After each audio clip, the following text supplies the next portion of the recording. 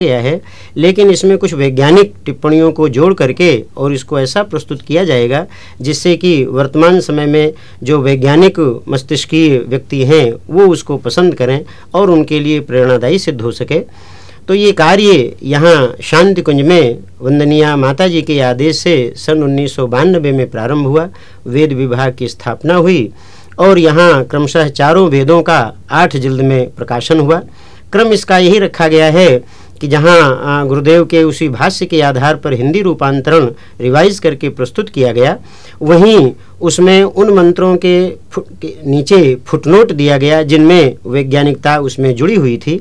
तो उसको पढ़ करके व्यक्तियों में उत्सुकता बढ़ती है, उनको और जानने की इच्छा होती है और इस तरह से लोग उन वेद के शाश्वत ज्ञान से परिचित होते हैं और ये क्रम आगे चल रहा है। गायत्री परिवार ने इसमें और योगदान दिया 2 तरह का। एक तो योगदान इसमें हुआ कि जो सबसे पहले यहाँ वेद विभाग की स्थापना हो करके वेदों का प्रकाशन हुआ वो हिंदी में हुआ, लेकिन आगे चल करके गुजराती भाषा में भी इसका भाषांतर किया गया, उड़ीसा में भी उड़िया भाषा में भाषांतर किया गया और इसी तरह से अन्य भाषाओं में भाषांतर करके इसको जन जन तक पहुँचाया जा रहा है।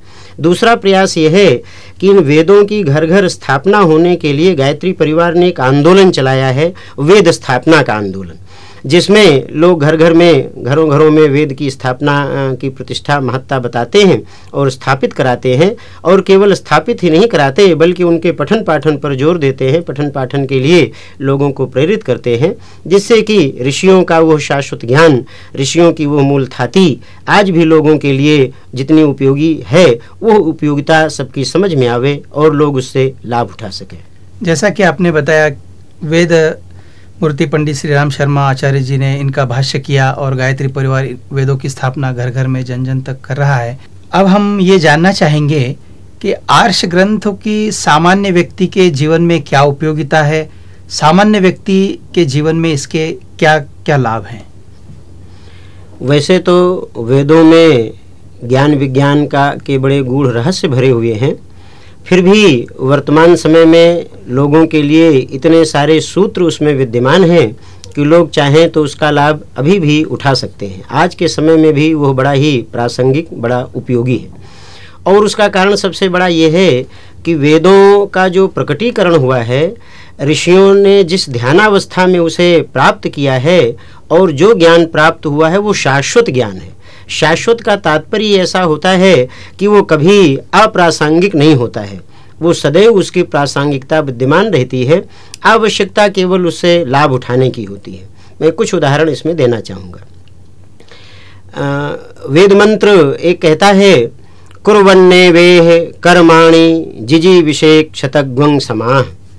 मनुष्य कर्म करते हुए 100 वर्ष तक जीवित रहने की इच्छा करे। अब ये मंत्र क्या कह रहा है? यह मंत्र मनुष्य को निरंतर कर्मठ बने रहने का संदेश देता है। कर्म करते हुए ही 100 वर्ष तक हम जीवित रहना चाहें, जीवित रहें, अपने कार्य में सक्रिय रह करके कर्मयोग का शिक्षण ये देता है। इसी क्रम में आगे कहा गया है, तेन त्यक्तेन भुंजी था माँ गृह कस्य धनम।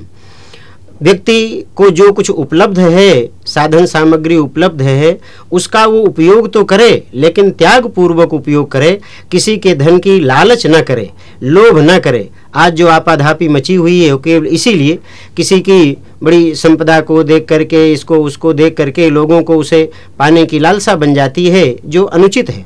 हम कर्म करते हुए, अपना प्रयास पुरुषार्थ करते हुए उसके लिए प्रयत्नशील हों और उसे हम स्वयं अर्जित करें। तो वेद का आदेश है, त्यक्तेन भुंजी था, त्याग पूर्वक उसका उपयोग करो। माँ गृह कस्य धनम, किसी के धन की लालच मत करो। वास्तव में ये धन किसका है? किसी का नहीं है, परमात्मा का दिया हुआ है। धरती पर ये उपयोग के लिए मिलता है, न कोई अपने साथ लाता है न अपने साथ ले जाता है।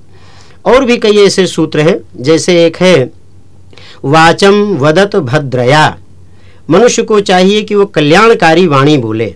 ज़्यादातर आपस में जो झगड़े फसाद होते हैं वो छोटी छोटी बात के लिए हो जाते हैं। यदि हम ये ध्यान रखें कि हम कल्याणकारी वाणी ही बोलेंगे जिसमें हमारा भी हित हो, सामने वाले का हित हो, तो ये कितनी अच्छी बात हो।